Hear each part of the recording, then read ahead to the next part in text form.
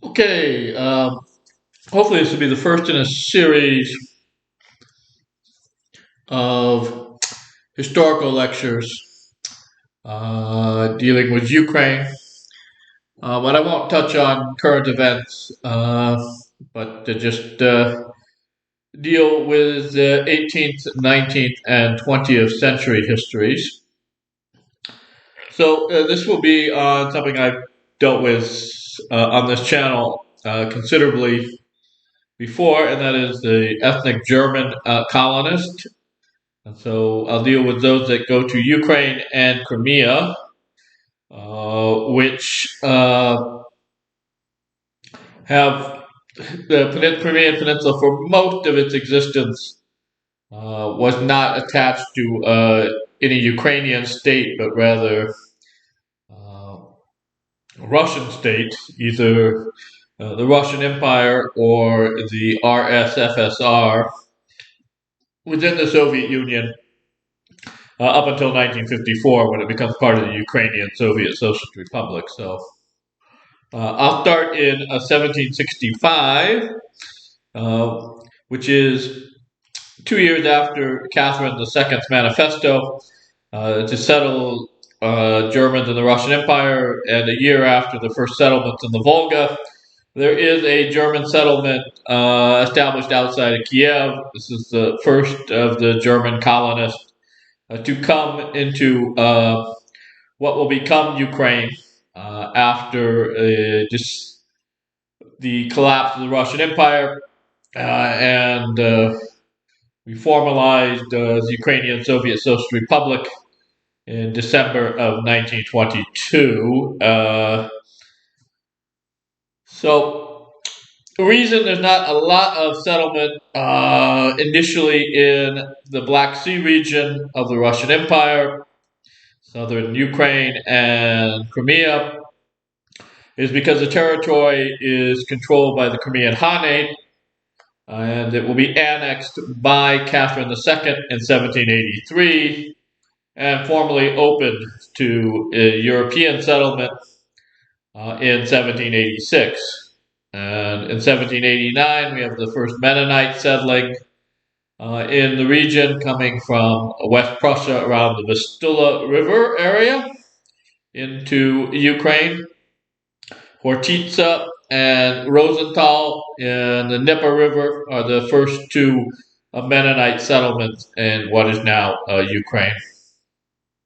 And in 1800, there will be a charter of privileges given to Mennonites by the son of Catherine II, Tsar Paul I. And by 1810, there'll be some 18,000 Mennonites who've settled in colonies in the Black Sea region. 1804, Alexander I, the grandson of Catherine II, will issue a general manifesto building upon the manifesto of his grandmother, 1763, to invite European colonists, settlers into the Black Sea region of the Russian Empire.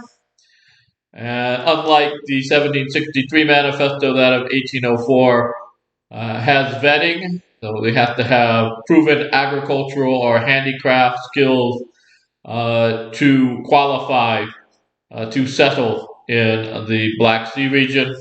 But nonetheless, there's at least 70,000 or so settlers from Central Europe that will be broadly classified as Germans coming from 1804 to the time of the Crimean War, 1853 to 1856. And this war pushes out a lot of Crimean Tatars who are still in the southern part of the territory there. Was annexed again from the Khanate in 1783. Many of the Crimean Tatars living in the Crimean Peninsula leave after the Crimean War and go to the Ottoman Empire. And in fact, it is at this time that the Crimean Tatars become a permanent minority within on the Crimean Peninsula. They will eventually be almost completely ethnically cleansed by Stalin from 18th to 20th of May 1944 into the Urals and Uzbekistan, and not allowed to return in significant numbers until the very end of the Soviet period in the late 1980s. In 1830, there's the first Polish uprising, and this leads to the beginning of settlement in northwestern Ukraine, in Volhynia, by ethnic Germans. They come and rent, usually lease, actually, hutors from the confiscated lands of Polish nobles taken by the Russian government, and particularly after the 1863 uprising. So we have between 1864 and 1881, 170,000 or so Germans, mostly from Poland, many from around the area of Lodz, or as the Polish say, Wóź, including my great-great-grandfather Ferdinand. So my great-grandfather Ludwig was born in Volhynia in Kortal, which was a considerably older German settlement, but he obviously did not get there till after the 1863 uprising. So fairly late. The largest group of Volhynian German settlers do come from Congress Poland and the area around Łódź, as it's known today in Poland. The Lodz, the German pronunciation. Of course, there is then the difference between the land tenure. So most of the Volhynian Germans said they long-term leases of hutor, which is the farm away from the residence. So you'd have to commute from where you lived to where you worked. So these farms and settlements are separated. There's not as much sense of community. For the Black Sea Germans, they have a system of villages defined by their various confessions. Most of them are Lutheran. The second largest group are Roman Catholic. And then there are the Mennonites, which I talked about earlier. So each village would be a particular confession, have a particular church, which would also run German language schools. The land given by the Russian government to families, and they would entail it so it could not be divided. And it would usually be inherited by the youngest son. So it would be a single block of land inherited by the youngest son of the parents when they died, and the older sons would have to acquire land on their own, purchase it from the Russian government if it was available, or other sources. As a result, though, you had a massive increase in land holdings throughout the 19th century by German colonists in the Black Sea region. In the Volga, they adopted the Mir system of communal land and repatriation, reallocation of land periodically by the communal village governments. So you didn't have the large landholding developing the way you did in the Black Sea region. But this led to landlessness by a number of Black Sea Germans, and they had to seek land elsewhere. Coming at the same time, the revocation of self-government announced in 1871, completed in 1881, and revocation of freedom from conscription in 1874.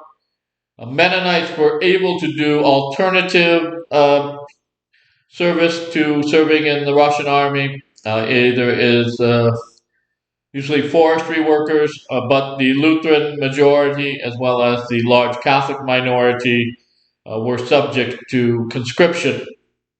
And so this led to a lot of migration, both to the Western Hemisphere, uh, in North America, the United States, and Canada.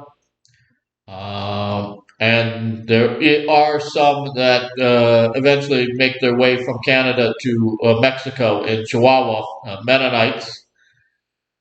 And then in South America, primarily Argentina and Brazil, although there are settlements in Paraguay, in particular, a number of Mennonites that leave in 1929 from Moscow end up in Paraguay. So a much later settlement than the 19th century and early 20th century migrations to U.S., Canada, Argentina, and Brazil.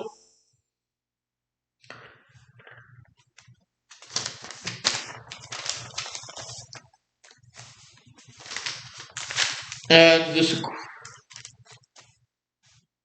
we have this then growth of both in the Northwest, up to almost 170,000 Germans in Volhynia, and then in the Black Sea region, including Crimea, over 500,000 ethnic Germans. By the end of the Russian Empire, beginning of World War I, the census is taken in 1897. Oh, in 1915, the liquidation laws passed, requiring all Germans to give up their long-term leases or sell property they owned 150 kilometers from the front. So about 200,000 ethnic Germans, mostly in Volhynia, a number in Congress Poland, some in Bessarabia, which is a separate group from the Black Sea Germans, so I won't really touch on it in this talk. Deported eastward into the Volga and Siberia. The bulk of the population in Ukraine, particularly many of the Mennonites, are in eastern Ukraine. So in the very east of Ukraine, in Zaporozhye, and the neighboring oblast, about 100,000 ethnic Germans. It's about a quarter of the German population there in Ukraine. They, of course, are not affected because they are far away from the front. But they were to be deported by decree in 1917, but the February Revolution intervenes, the Tsarist government is overthrown, and the new provisional government under Kerensky cancels the plan to deport all of the ethnic Germans in the European areas of the Russian Empire into Siberia. And this will not be implemented until the Second World War under Joseph Stalin in 1941. So then we have the Bolsheviks come to power in October 1917. The revolution, using a modern calendar, the 7th of November. They changed the calendars. And there was a civil war between 1918 and 1921. Very bloody. The Germans are caught in the middle. The Mennonites, in particular, in 1919, subject to a series of massacres at the hands of anarchist forces under Nestor Makhno. Again, many of these over in the eastern part of Ukraine, near Zaporozhye Oblast and the surrounding areas. There is a famine in both the Volga and the Black Sea region, 1921, 1922. All told, at least 70,000 to 80,000 Germans in the Black Sea region perished during the Civil War and 1921-1922 famine.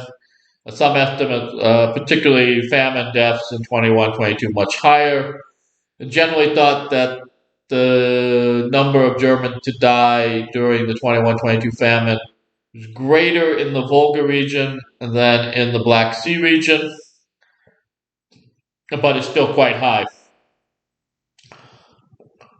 So the Red Army eventually, at the end of 1921, defeats not only the Whites under Denikin and then Wrangel, who evacuates out of Crimean Peninsula into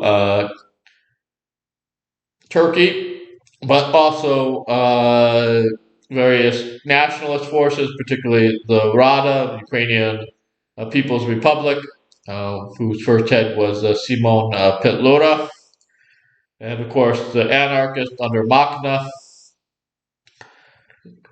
as well as there is a withdrawal of the various foreign interventionists. There were some French. Greeks intervened, passed out Greek passports to various ethnic Greeks in Ukraine and Crimea. But by December 1922, with the Union Treaty creating the Soviet Union, joining the RSFSR, Ukrainian Soviet Socialist Republic, Belarusian Soviet Socialist Republic, and the Transcaucasian Soviet Federated Socialist Republic, there is no more military opposition in Ukraine or Crimea to the Bolsheviks. There's still some in the Far East. The Japanese don't leave till later, but we then have the policy of Korenizatsiya in 1923, which leads to a number of autonomous national rayons for ethnic Germans throughout Ukraine. Outside of the Volga region, the largest German population in the Soviet Union, almost 400,000. They also have autonomous district in Crimea. And these are kind of like small little ethno-states where you have German language education, German language in local administration, German language in the local courts.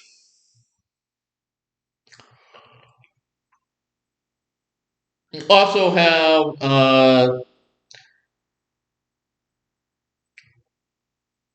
in 1926, the first Soviet census. And then we have the beginning of collectivization in 1929. But I wanted to say something about, before I get there, about the Volhynian Germans, because Poland gets its independence and they fight a war against Bolshevik Russia and are able to push eastward and take a big chunk of Volhynia in the western Ukraine. It becomes part of eastern Poland from 1920, certainly, all the way up until 1939, 17th September, when the Soviets reinvaded after the Germans invade western Poland. And the Volhynian Germans are smaller, in large part because of the World War I deportations, but there's still about 100,000, because many return to the region. About 50,000 on the Polish side and 50,000 on the Soviet side. And those on the Soviet side will be subject to deportation to eastern Ukraine in 1935, and then a large deportation as special settlers, but the Pasalensi, the same legal status as kulaks in the northern Kazakhstan in 1936.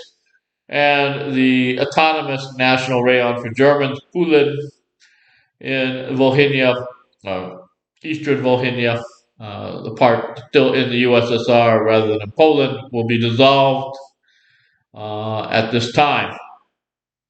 The ones in Poland won't come under Soviet rule until 1939, and they will be evacuated to Germany in 1940. But first they go to the Wartime, which is annexed from Western Poland but to Germany, the same territory that the Germans from other parts of Ukraine that come under the Wehrmacht in 1941 that are not deported will be evacuated to in 1943.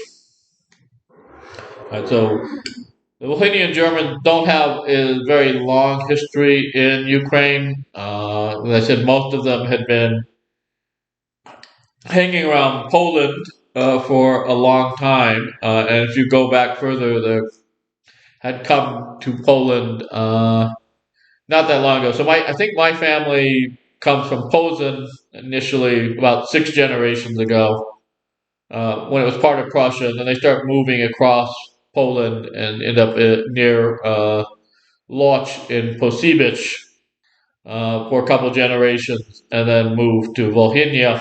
But they're only there for 2 generations in Kortal.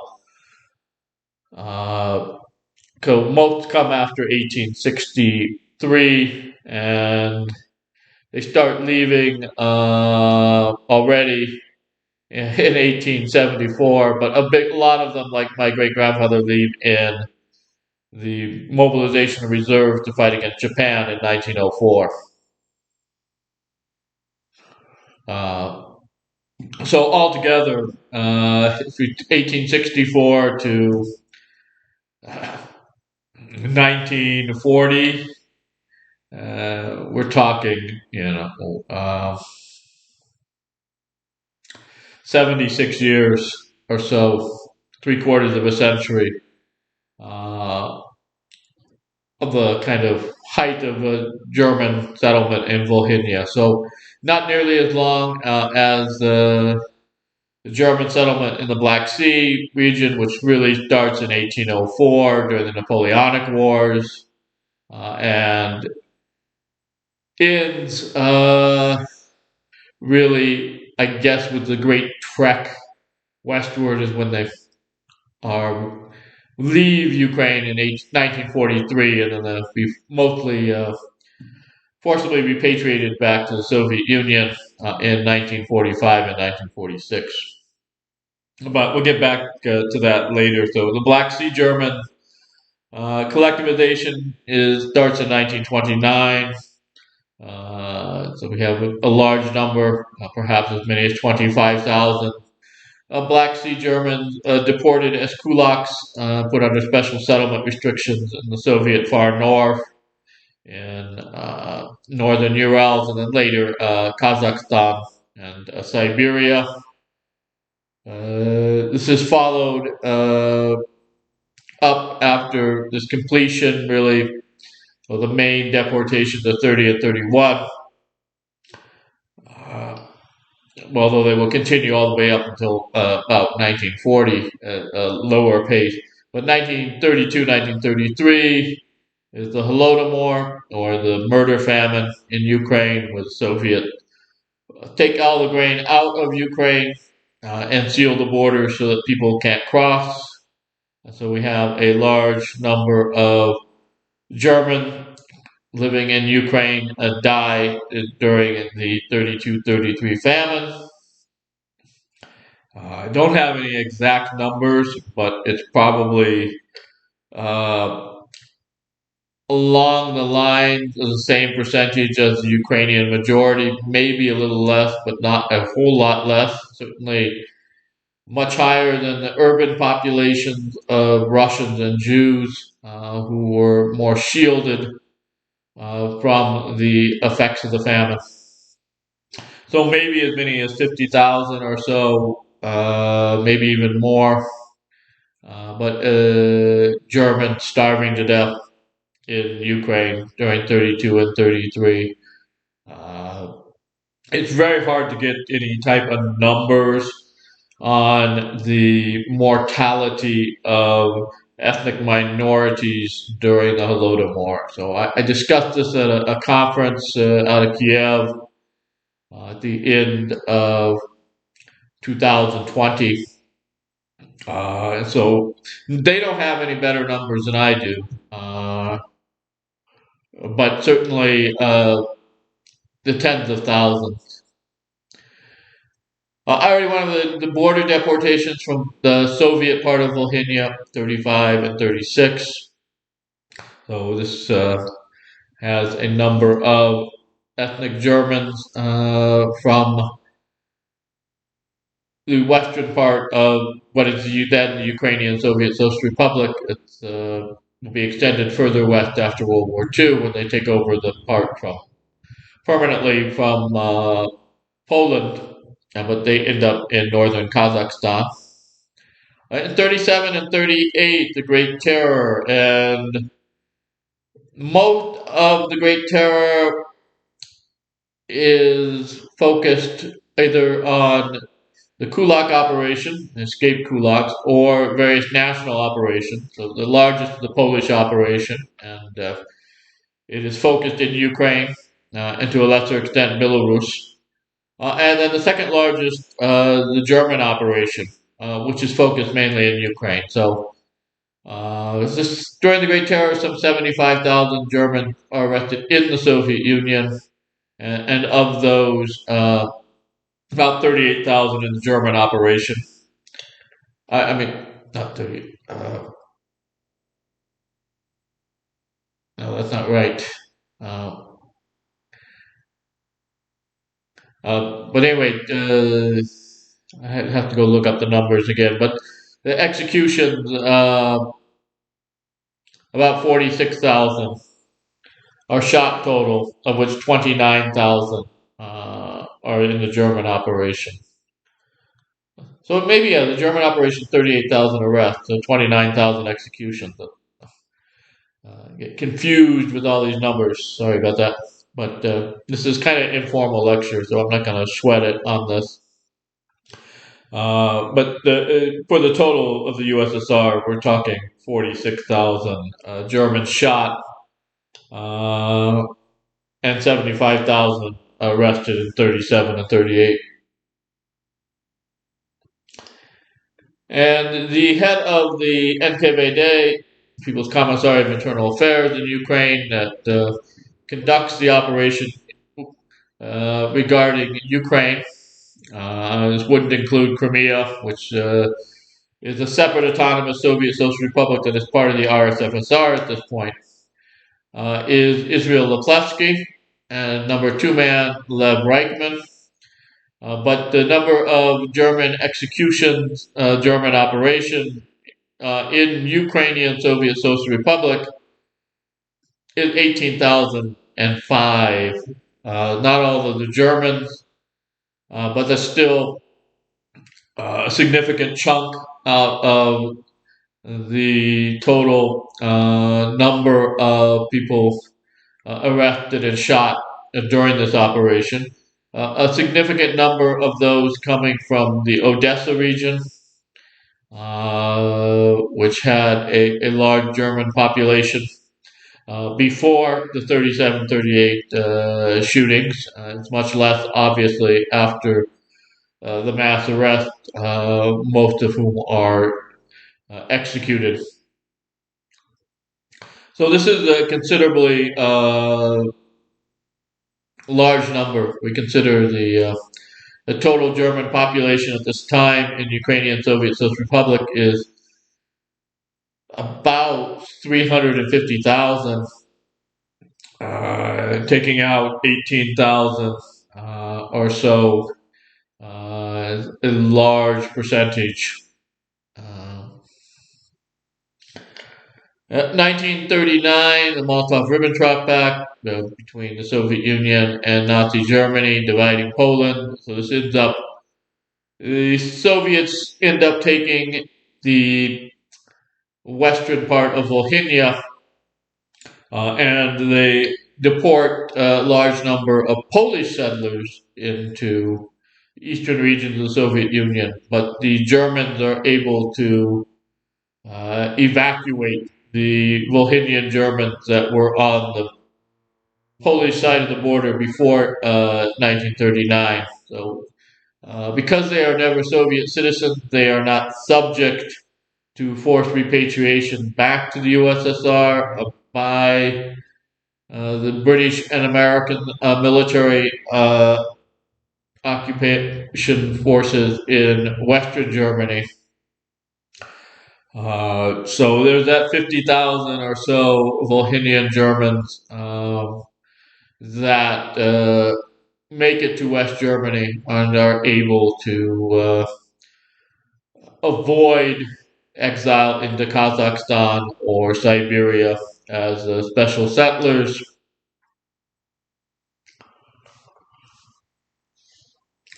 On 22nd of June 1941, Nazi Germany invades the USSR. A very rapid advance, although they don't get to eastern Ukraine for about 5 or 6 months. But the western and central areas come under control of the Wehrmacht fast enough that the Soviet NKVD is unable to deport them in 1941. In Ukraine, August 15th, they evacuate 50,000 or so ethnic Germans into Ordzhonikidze Krai and Rostov Oblast across the Azov Sea, and they will be deported along with the ethnic Germans in those regions in late September and early October into Kazakhstan as special settlers.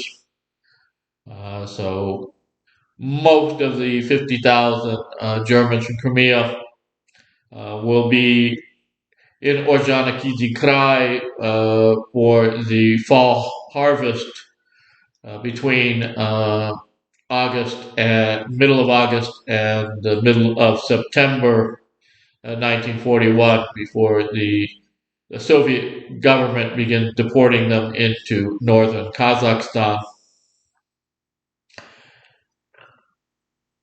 On 31st of August 1941, they began the mobilization into what will become the Labor Army of German men, 16 to 60 in eastern Ukraine. And by 3rd of September, about 18,600 have been mobilized.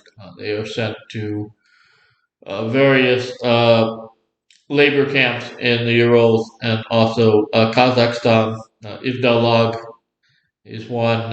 Kimpersai, Ivdalag is in the Urals. Kimpersai is a mining camp in Akhtubinsk in Kazakhstan. Solokamsk, construction of cellulose and paper factory in the Urals.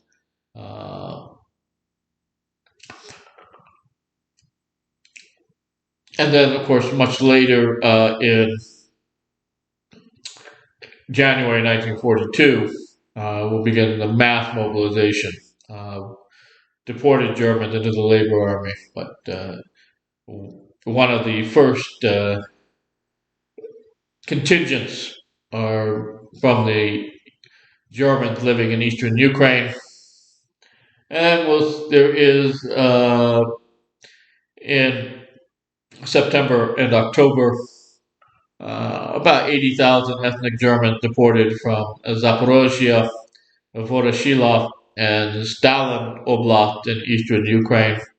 They had planned to deport more, about 111,000, but often during the deportations, the Soviet government comes up short. It's one of the reasons why they had to continually reorder and redo things like forcibly moving people and forcibly mobilizing people for forced labor is that many of their initial efforts did not reach the quotas that they set for themselves. So, 80,000 is about 30,000 or short of 111,000. It's about 75%. Nonetheless, the Germans from eastern Ukraine, as well as those from Crimea. So, out of 450,000 or so, we see about 150,000 sent in 1941, the months of September and October, into northern Kazakhstan. And because of the rapid and chaotic evacuation starting on August 15th of Germans from Crimea, many of the Crimean Germans did not have any supplies of food or clothing or bedding or any other necessities when they were finally deported from Ordzhonikidze Krai and Rostov Oblast into northern Kazakhstan. And so the Crimean Germans often had a much harsher fate because they did not have as many material goods with them as deportees from other parts of the Soviet Union.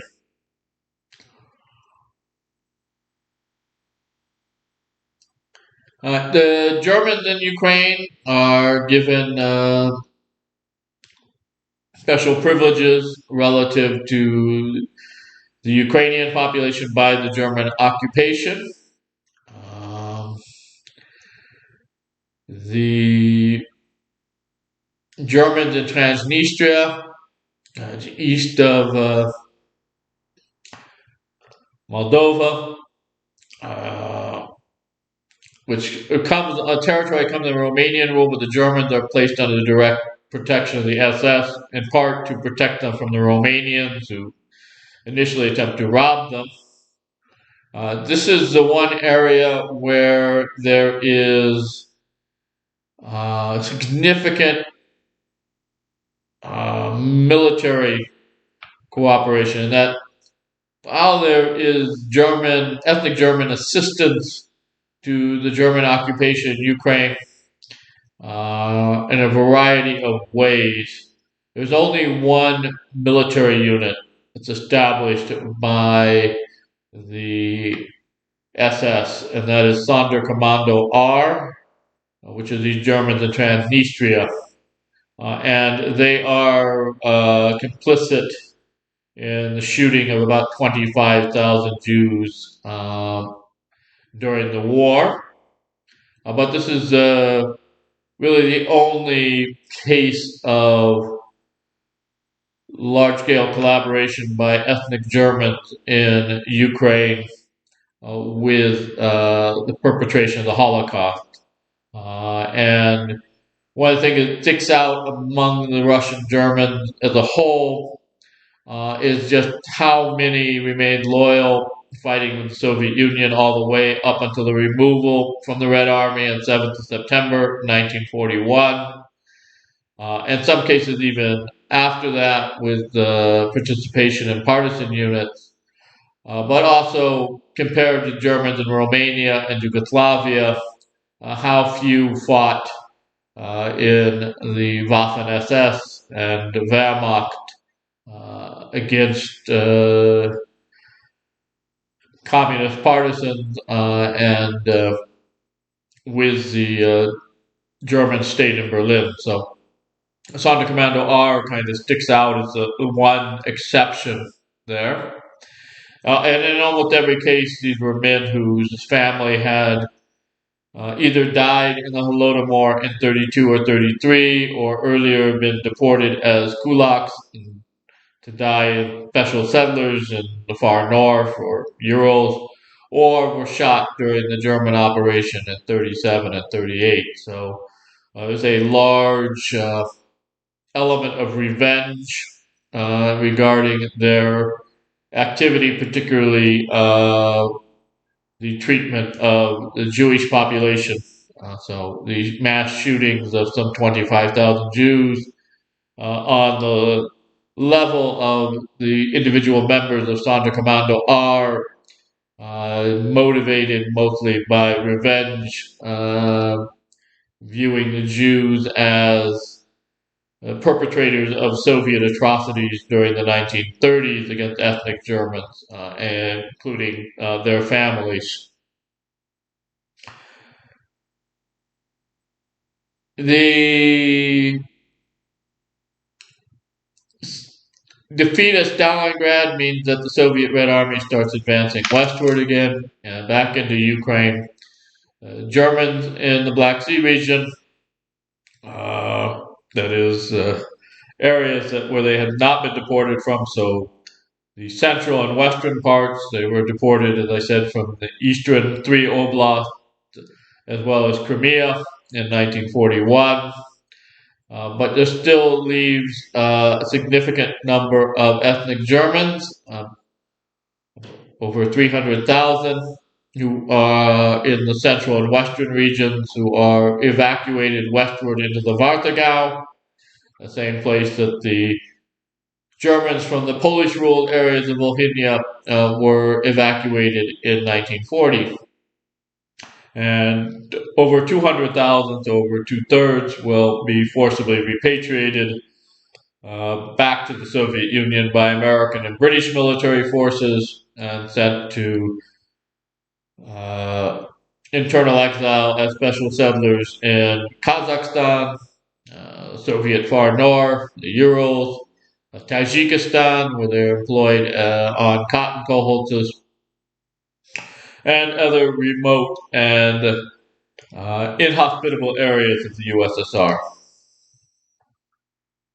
All right, so this continued in 1945, 1946, but the upshot is by the time the war is over, there are almost no ethnic Germans in the area that was the Ukrainian Soviet Socialist Republic before World War II.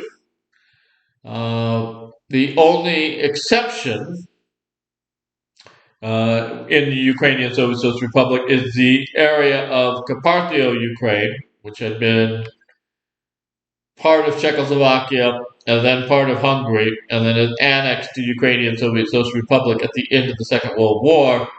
The 10,000 or so ethnic Germans that live there are not deported, but they only come under Soviet rule at the end of World War II.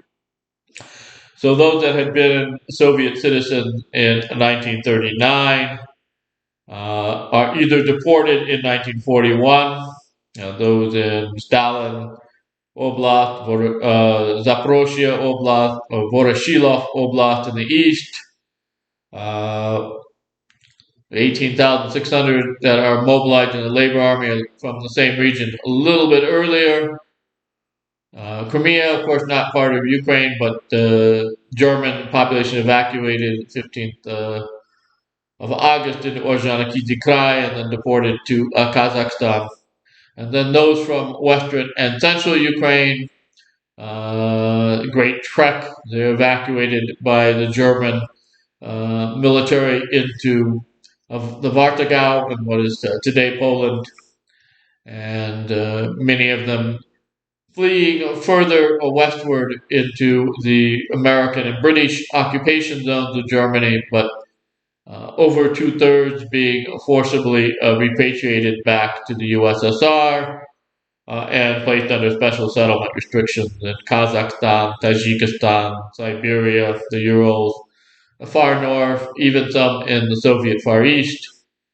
So they are they only temporarily escape from Soviet repression, and because they had been under German rule during the war, often their treatment was considerably harsher than the initial deportees in 1941 from eastern Ukraine into Kazakhstan, as well as the Volga Germans into mostly Siberia and about 100,000 into northern Kazakhstan as well. All right, so with the exception of the far west, annexed from Hungary, which had annexed it from Czechoslovakia, and the Carpathian Mountains, where there's some 10,000 Germans who come under Soviet rule at the very end of World War II. The German population, which had started settling in Ukraine, or what becomes Ukraine, as early as 1765, is pretty much completely gone by 1945. So we have uh, a period of time of about 180 years of Germans living in what is now Ukraine and Crimea. But most of the settlement, as I said, 1804, and by 1943, most of them are gone, although much of them are moved initially westward by the German military to the Wartime. So we do 1804 to 1943, 139 years of German settlement. So not a lot, but of time, but they certainly economically had a great impact, particularly in the 19th century and even in the early 20th century under Soviet rule. Very, very prosperous, very, very productive, fairly large number, but again, at the time of the Second World War, we are talking around 400,000 Germans in Ukrainian Soviet Social Republic and another 50,000 in the Crimean Autonomous Soviet Social Republic. So a little bit less than their height, which was over 500,000 people, but not a incredibly large drop from their height at the end of the 19th and beginning of the 20th centuries. And with that, I'm going to wrap it up. We're coming up fairly longer than I had initially anticipated. I thought I would be a little bit shorter since I was dealing with a smaller geographical area than the entirety of the Soviet Union, just Ukrainian Soviet Social Republic, which is quite big, and then Crimean Autonomous Soviet Social Republic, which is significantly smaller, but nonetheless fairly large. It's not a minuscule territory in itself either. Um, but I'll wrap it up here now, since the German population does not return in any large numbers to either Ukraine or Crimea. Their descendants largely return to Germany, particularly in the 1990s from Kazakhstan. The years 1993, 1994, and 1995, especially large number emigrate from Kazakhstan to the BRD. So the Black Sea Germans, like the Volga Germans, other German settlements in the Russian Empire, former Soviet Union, west of the Urals, pretty much completely annihilated and destroyed and depopulated by the 1941 deportations. So the German population remaining in the former Soviet Union, largely in Siberia, about 400,000, and Kazakhstan, about 200,000. But population in the Black Sea region, descendant of settlers, largely removed at this time. I said in the immediate post-war period, the largest German population in Ukraine is those in the Carpathian Mountains, who are obviously not descendant of the original colonists and are a new German population coming under Soviet rule for the first time at the end of the Second World War. So I wrap it up here in about 50 minutes, and hopefully you learned something. Sorry about the confusion in the numbers earlier with the German operation.